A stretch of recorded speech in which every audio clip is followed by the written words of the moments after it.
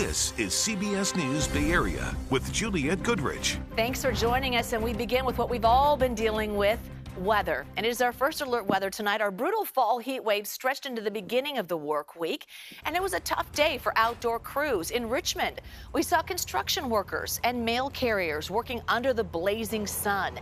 And in San Francisco, where there isn't a lot of indoor air conditioning, people took shelter on some shaded park benches in Washington Square Park.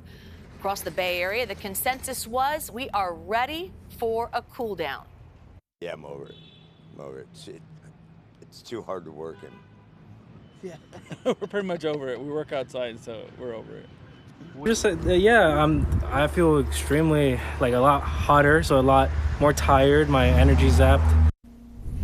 Good news tonight as our lead story. Relief finally on the way. Paul Hagan is here with the latest. Yeah, it's still going to be hot inland tomorrow, but more just a normal October hot spell instead of the crazy heat that we've had for so much of the month so far. It is still hot in many inland parts of the Bay Area right now, and we still have a few hours to go with our heat advisory. That is still in effect for most of the Bay Area until 11 p.m. But once that expires, we're not going to see a new one issued tomorrow because the temperatures are going to take a step back closer to what's normal for this time of year. But it was another day of exceptional heat across the Bay Area. Beautiful view from the top of Mount Diablo as the sun goes down.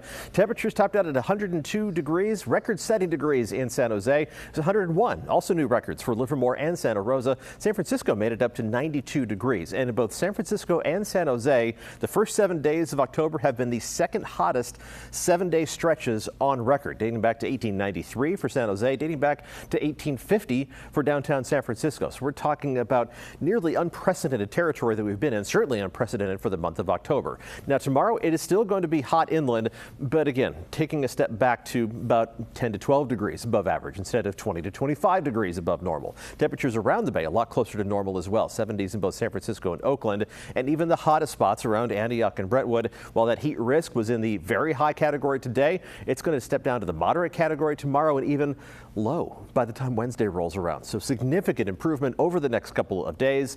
We will take a look at the details, the 7-day forecast coming up in just a few minutes. Paul, thank you. Okay, you may have gotten yours already. County election officials have started mailing out ballots, and some ballot drop-off locations are now also open.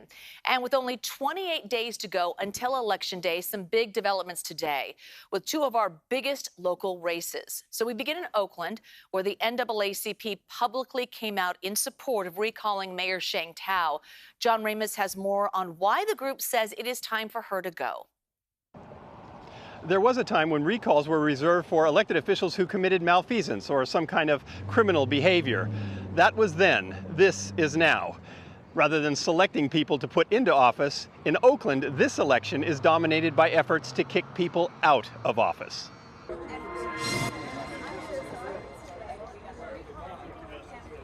One of them is Oakland Mayor Sheng Tao. Just a month into office, she suspended Police Chief LaRon Armstrong and later fired him.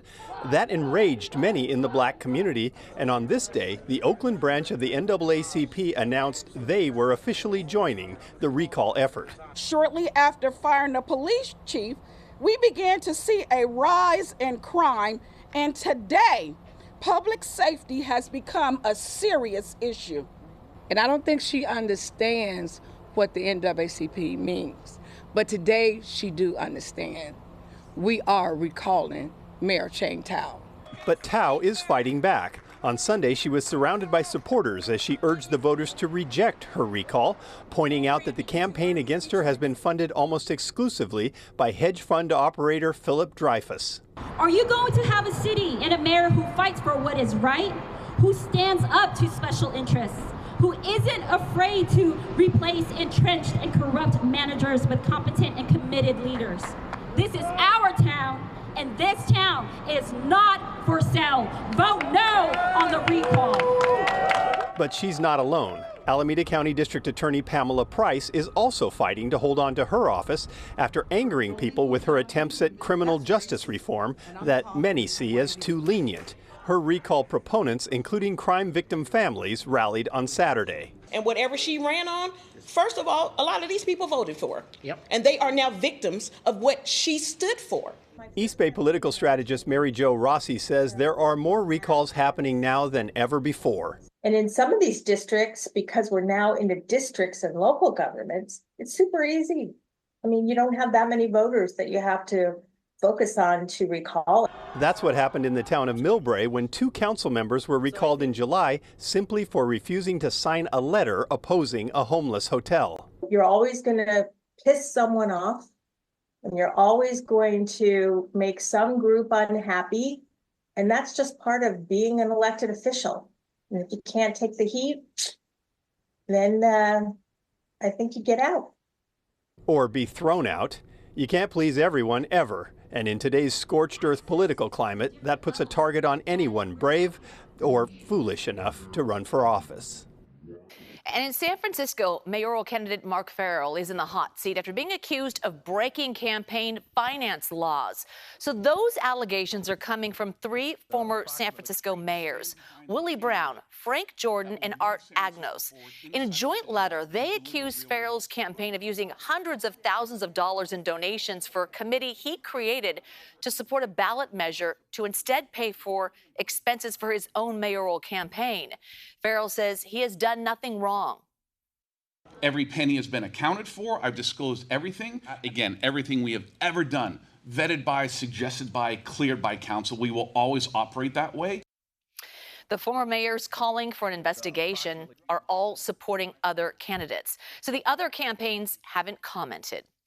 CBS News is your election station. We are breaking down all of the big local races and will bring you full results on Election Day on air and online. On to a solemn remembrance underway tonight in San Francisco to mark 1 year since the deadly attack by Hamas on Israel.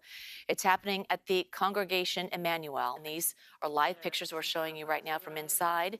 They are remembering the 1,200 lives lost and the hostages still being held by Hamas.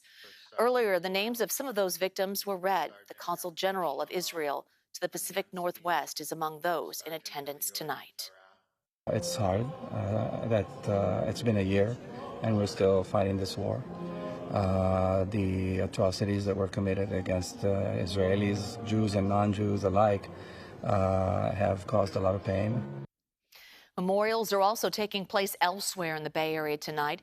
The October 7th attack touched off the war in Gaza, and there's no clear end to the conflict in sight. Even after a year of our people facing the most brutal genocide of our generation, we all refuse to break. There are calls for a ceasefire in the conflict that has killed tens of thousands of Palestinians, including many civilians. Yesterday, a crowd of pro-Palestinian protesters gathered in San Francisco's Mission District, saying they won't stop until the fighting ends and the U.S. stops sending weapons to Israel. On to San Ramon now. A hazmat spill shut down part of San Ramon Valley Boulevard near the 680 on-ramp. So our chopper showed hazmat crews removing containers from a pool service truck earlier this afternoon. At last check, one lane of northbound traffic was open on San Ramon Valley Boulevard north of Crow Canyon Road. So police right now are warning people to use alternate routes.